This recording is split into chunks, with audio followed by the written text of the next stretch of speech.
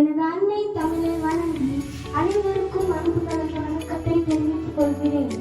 தமிழகத்தின் சொத்து எங்கள் விருதுநகரில் காமாட்சி காலத்தால் அழிய கல்விக்கு சொந்தக்காரர் அரசு எழிலொரு சொத்து அழகில் ஒரு தமிழகம் உங்களை நாங்கள் காணாது ஆனால் எங்கள் கல்வியில் உங்களை காண்பிக்கும் தலைமுறை தாண்டியும் உலகம் போற்ற இன்றைய நாளை எமக்கின்றது உன் படிப்பறை சாற்ற எம் பள்ளி மாணவர்கள் இணைக்கு வருகிறார் காலை வழிபாட்டு வணக்கம்.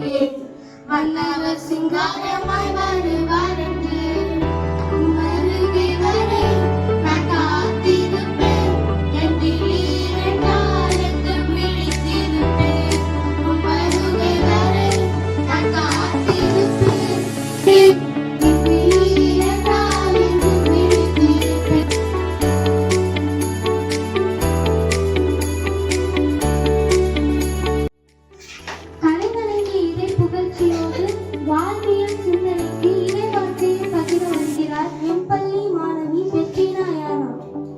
நீதிமொழிகள் நூலிலிருந்து வாசகம்.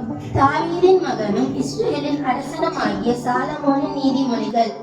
ஞானத்தின் ஊற்றே இறைவா, இந்த நாளை தந்து உமக்கு நன்றி வணக்கம்.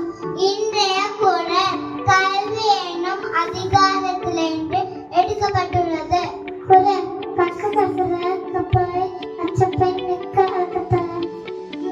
உணர்வெடுக்க வேண்டும், பின் படித்ததற்கு ஏற்றபடி நடக்க வேண்டும். அன்றாட திருக்குறள் சொன்ன மாணவர்களுக்கு நன்றி.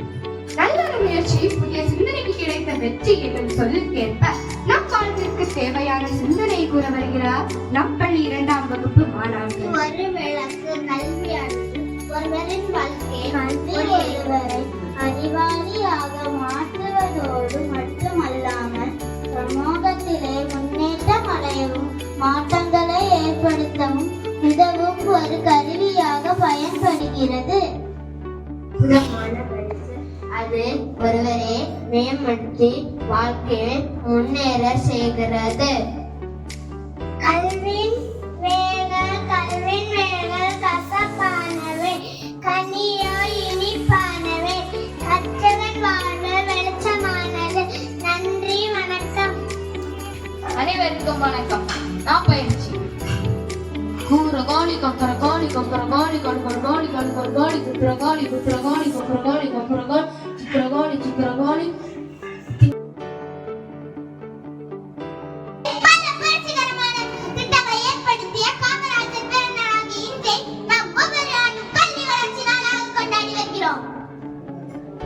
கல்வி கற்றிருந்த காமராஜர் அவர்கள் 1973ஆம் ஆண்டு இயற்கை எழுதினார்.